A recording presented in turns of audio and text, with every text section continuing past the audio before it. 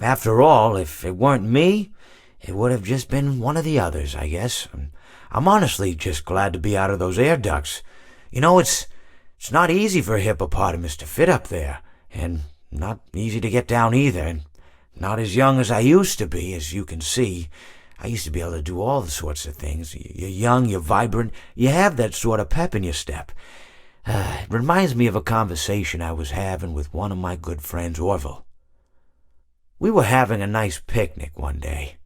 I believe it was summer. No, perhaps it was... Was it the fall? Yes. It was the fall because the leaves had turned already. But I said to Orville, I says, Orville, I have a story to tell you.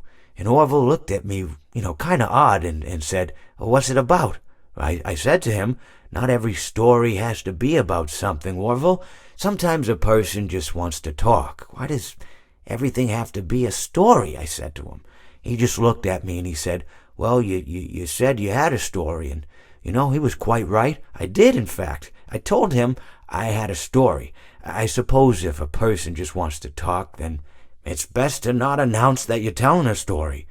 Telling a story does come with its own pressures and expectations, I suppose. After all, if you're just talking to a friend, then there's no more expectations than if you were talking into the wind. Words by themselves aren't expected to carry, aren't expected to stick. But if you announce you're telling a story, well then, there'd better be a point to it all, No one wants to sit and listen to someone ramble on and on and on with absolutely no end in sight. So, it's good to be mindful that when you tell someone that you're about to tell a story, that you have something to say.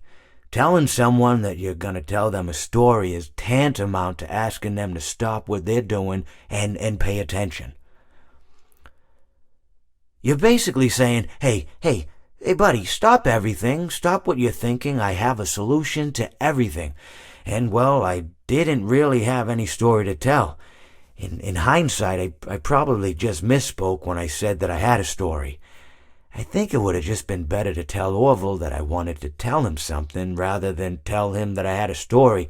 But even then, it might have put too much importance on the whole thing. Either way, it was quite a nice day. I remember that we were drinking tea.